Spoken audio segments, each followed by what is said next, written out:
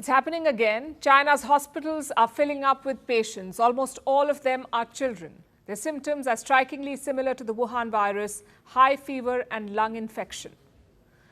There are many clusters of patients. Doctors say they have pneumonia, but they don't know what's causing the infection. They failed to figure out the root cause. Is this a new variant of the Wuhan virus? Is it a bacterium or a new disease altogether? As always, China is not being transparent. And I know what you're thinking. This is a repeat of 2019. It sounds like one, when mysterious disease was ripping through China. First, Beijing played down the outbreak. Then they concealed the truth. And the result was a global pandemic, the worst of our times. 4 years later, we have a new outbreak in China, one that Beijing cannot explain. So what really is happening? There is limited information as of now. We don't know exactly when the outbreak began or how many patients are in hospital. But we can tell you that the hotspot is northern China. The surge seems recent, also unexpected. Some reports say hospitals are overwhelmed and schools on the verge of a shutdown, obviously because this is affecting children. So parents in China are worried. In one instance, they were heard asking authorities if they're covering up another outbreak. So not just the rest of the world, even the people of China do not trust their government. And clearly, they were not ready for this. Also, there is something strange about this outbreak, the fact that it's hitting only children. Not many adults are showing these symptoms. The number of infected children, though, is quite high. Meanwhile, a new report is doing the rounds. It comes from a platform called ProMed. Now, ProMed is basically a surveillance system built by the International Society for Infectious Diseases. And what does ProMed do? It monitors disease outbreaks the world over. This is where a lot of doctors first learned about the Wuhan virus. ProMed had carried reports of the first cases in 2019. And now it is focusing on the new outbreak in China. And here is what it says. It has called the disease an undiagnosed pneumonia. That's what experts are also calling it, an undiagnosed pneumonia. The report also features some quotes from locals. One of them is from Beijing, from inside a children's hospital. This is what a local resident in Beijing said, and I'm quoting, many are hospitalized. They don't cough and have no symptoms. They just have a high temperature or fever, and many develop pulmonary nodules. Now, you're not allowed to report to school. If you have any symptoms such as fever, cold, cough, and then you're hospitalized, you can ask for leave. Then there are more ground reports. The second one is from the Liaoning province. Again, this is from a children's hospital. It's called the Dalian Children's Hospital.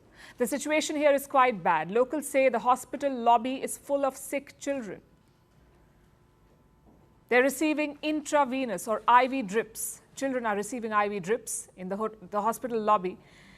I have a quote from a hospital staffer. This is what he says. Patients have to wait in line for 2 hours, and we are all in the emergency department, and there are no general outpatient clinics. So the outbreak is large and serious. Some videos are spreading on Chinese social media. We've not been able to verify these, but they are quite shocking. It appears children are doing their classes from hospitals. Take a look at this.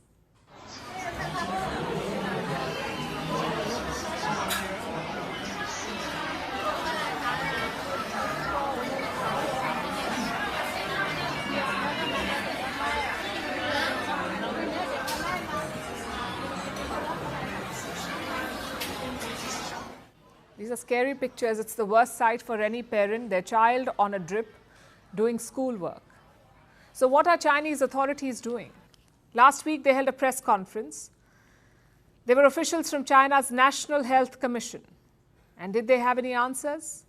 I'm afraid not. They sounded clueless. They said this surge in cases is linked to pandemic restrictions.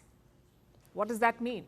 Let me explain. During the pandemic, China followed something called a zero COVID policy. It was a totalitarian approach.